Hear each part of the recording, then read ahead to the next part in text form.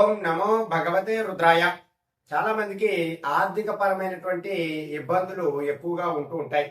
అయితే ఇటువంటి సందర్భాలలో మనం కొన్ని మహాలక్ష్మి అమ్మవారి యొక్క పరిహారాలు ఆచరించడం ద్వారా మనకి కొంతలో కొంత అయినా సరే మనకి అమ్మవారి యొక్క అనుగ్రహంతో మనకి ఆర్థిక సంపద అనేటటువంటిదంతా కూడా పెరుగుతూ ఉంటుంది.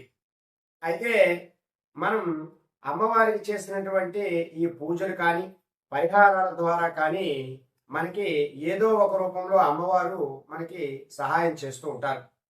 అయితే మనం పూర్తిగా దైవంతో పాటు కూడా మన శ్రమని కూడా నమ్ముకుంటూ మనం ముందుకు వెళుతూ ఉండాలి.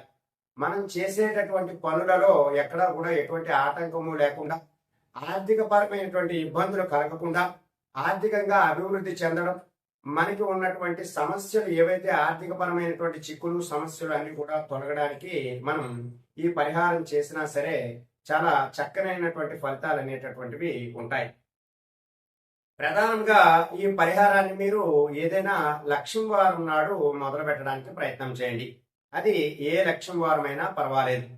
మీరు ముందుగా మీ గృహంలో పూజా మందిరం వద్ద ఈశాన్యం మూలలో, కొంతమందికి తూర్పు ఈశాన్యం, కొంతమందికి ఉత్తర ఈశాన్యంలో వారి యొక్క పూజా మందిరములన్నీ కూడా ఏర్పాటు చేసుకుంటూ ఉంటారు.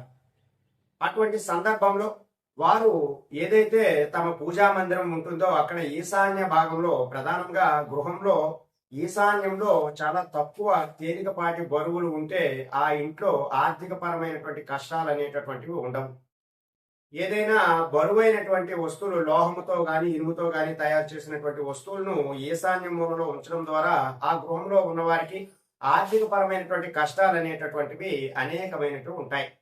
కాబట్టి ప్రధానంగా ఈశాన్య మూలను చాలా జాగ్రత్తగా చూసుకోవాల్సి ఉంటుంది. ఆర్థిక పరమైనటువంటి అభివృద్ధి కావాల్సినటువంటి వారు ఈశాన్య మూలలో చక్కరైనటువంటి ఒక చెంబుని ఏర్పాటు చేసుకోవాలి. ఇది మీరు లక్ష్మీవారం నాడు ప్రారంభించాలి.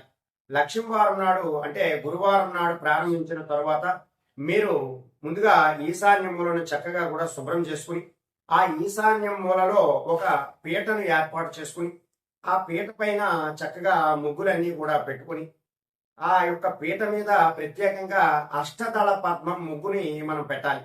అమ్మవారు లక్ష్మీదేవికి అష్టదళ పద్మం ముగ్గు అనేటటువంటిది చాలా ప్రీతికరమైనటువంటిది. కాబట్టి మీరు చక్కగా ముగ్గు పిండితో అష్టదళ పద్మాన్ని అంతా కూడా ఏర్పాటు చేసుకుని, ఆ పద్మము పైన మీరు ఒక రాగి చొమ్ముకి చక్కగా గంధం బొట్టు కుంకుమ బొట్టు అంతా కూడా అలంకరించి ఆ రాగి చొమ్మున అష్టదళ పద్మం ముగ్గు మీద పెట్టాలి.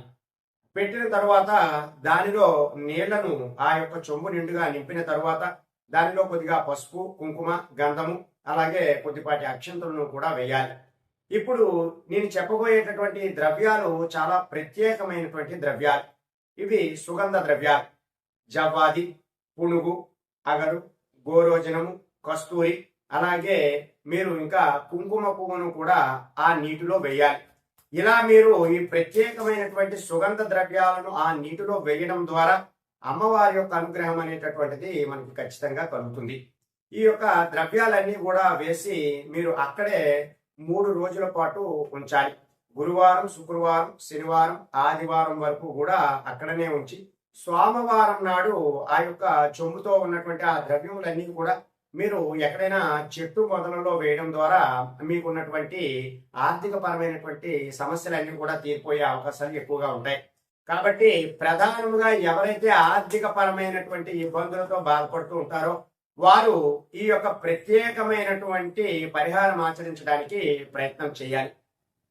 ఎప్పుడైతే ఈ పరిహారం అంతా కూడా ఆచరిస్తామో మనకి ఉన్నటువంటి ఆర్థిక పరమైనటువంటి సమస్యలన్నీ కూడా తీరిపోయేటటువంటి అవకాశాలు ఎక్కువగా ఉంటాయి.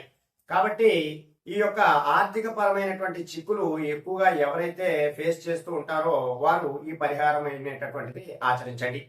అలాగే ఈశాన్యం మూలలో మీరు చిన్నపాటి ఆవు దూడను కూడా పెట్టుకున్న తర్వాత మీ మనసులో ఏదైనా కోరిక ఉంటే ఆ కోరికనంతా కూడా ఒక చిన్నపాటి పేపర్ మీద, వైట్ పేపర్ మీద మీ కోరికనంతా కూడా రాసి ఆ యొక్క ఆవు దూడ బొమ్మ దగ్గర మీరు ఆ రూపు దగ్గర పెట్టి మీరు ఆ కోరికనంతా కూడా మనసులో అనుకుంటూ ఆ పేపర్ దగ్గర పెట్టినట్టయితే ఖచ్చితంగా ఆ యొక్క మనకి ఆవు దూడలో మనకి ఖచ్చితంగా సర్వ దేవతలు కూడా కొలివే ఉంటారు కాబట్టి మనకి ఉన్నటువంటి ఈ యొక్క ఏదైతే సమస్యలు ఉన్నాయో అవన్నీ కూడా తీరిపోయేటటువంటి అవకాశాలు చాలా ఎక్కువగా ఉంటాయి. ఇంకా ఈ యొక్క ఈశాన్యం మూల మనకి ఈశ్వరుడు ఉంటాడు. అందుకే మనకి వేదంలో కూడా చెప్తారు, ఈశాన సర్వ విద్యానం ఈశ్వర సర్వభూతానం బ్రహ్మాధిపతి బ్రాహ్మణోధిపతి బ్రహ్మ సదాశివం అని మనకి ఈ యొక్క ఈశాన్య మూల అంతా కూడా ఈశానుడు మనకి ఈశ్వరుడై కొలువై ఉంటాడు. కాబట్టి ఈ ఈశ్వరుడు యొక్క అనుగ్రహంతో మనకి ఉన్నటువంటి ఆర్థిక సమస్యలు అవనివ్వండి, మరి ఏ సమస్యలైనా సరే తీర్చేటటువంటి అవకాశాలు చాలా ఎక్కువగా ఉంటాయి. కాబట్టి ఈ యొక్క ఆర్థిక పరమైనటువంటి ఏదైతే సమస్యలతో ఎక్కువగా ఇబ్బంది పడుతుంటారో వారు ఈ యొక్క ఈ రాగి చొమ్ముతో ఉన్నటువంటి పరిహారాన్ని ఆచరించి మంచి ప్రయోజనాలు పొందడానికి ప్రయత్నం చేయండి. ఈ యొక్క చిన్నపాటి తాంత్రిక పరిహారాలతో మనం క్రమేపీ మనకు ఉన్నటువంటి సమస్యలన్నీ కూడా తీర్చుకునేటటువంటి అవకాశం ఉంటుంది. కాబట్టి ఎవరైతే ఎక్కువగా సమస్యలతో ఇబ్బంది పడుతుంటారో వారికి తగినటువంటి ఈ యొక్క ఖర్చు లేనటువంటి పరిహారాలు చేసుకోవడానికి ఎక్కువగా ప్రయత్నం చేయండి. తద్వారా మీకు ఉన్నటువంటి సమస్యలన్నీ కూడా తగ్గుముఖమనేటటువంటివి పడతాయి. సర్వే జనా సుఖినో భవంతు. శుభం.